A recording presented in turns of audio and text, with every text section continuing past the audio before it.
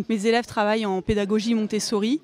Ils mènent leurs apprentissages en fonction de leur intérêt du moment. Pour rendre compte de tous leurs progrès et leurs réussites, j'utilise 2 applications sur iPad. Le but était de faire de la lecture une activité aussi de plaisir. Il s'agit aussi d'un projet de liaison entre les 3e et les secondes. Le collège de Main-sur-Loire a une dotation de tablettes, alors une tablette par élève. L'idée du conseil départemental de l'époque, c'était d'embarquer tous les manuels scolaires dans la tablette. Sauf que le projet Cartable, en fait, il a duré les 3-4 premières semaines et puis on s'est emparé de l'outil et on en a fait quelque chose de bien différent.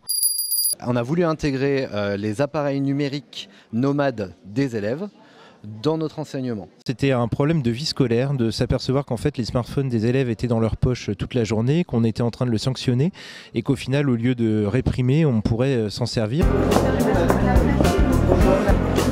Les enfants l'utilisent en autonomie. Ils prennent des photos qui sont classées automatiquement dans leur dossier. On peut générer des vidéos à partir des photos qu'on transmet aux familles à chaque vacances. Ça m'a permis de mettre en place au sein de ma classe des tâches véritablement actionnelles, c'est-à-dire où chaque élève peut y participer de manière active. Des vidéos qui avaient été créées notamment dans le cadre de la journée de la laïcité, après les attentats du 13 novembre. Le premier travail qu'ils ont fait, ça a été de rédiger de façon individuelle une critique littéraire sur un des 3 qu'ils avaient lus, qu'on a ensuite regroupé sur un site internet qui a été créé pour l'occasion. Pour ABC Je Valide, c'est une application qui permet de générer des livrets de réussite où chaque item est paramétré par l'enseignant. Ces outils-là facilitent la communication, permettent de mettre en valeur facilement les réussites des enfants. La deuxième étape qu'on a faite, ça a été par groupe écrire le procès ou l'interview d'un des personnages du roman.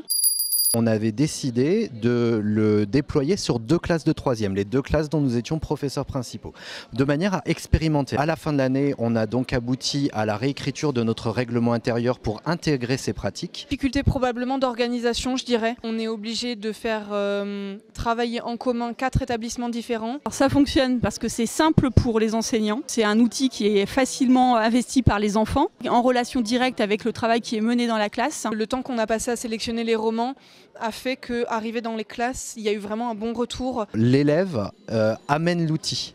Il sait déjà le maîtriser, mais il ne sait pas pourquoi il l'utilise et il ne sait pas bien l'utiliser. Nous sommes allés voir les libraires d'Orléans, de Pithiviers.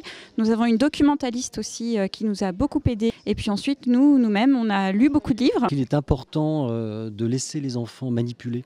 Voir, d'avoir confiance en fait dans ce qu'ils sont capables de faire avec la tablette, de les laisser expérimenter, de regarder, de noter, parce qu'en fait on est plus dans une notion de partage. Il a fallu qu'on intègre tous les acteurs du collège, les élèves forcément qui nous ont aidés à bâtir le projet sur l'écriture de la charte. Ça donne du sens vraiment aux apprentissages et les familles sont très contentes d'avoir un retour sur ce qui est fait vraiment par leur enfant dans la classe. C'est une envie d'aller tenter autre chose et apprivoiser un outil.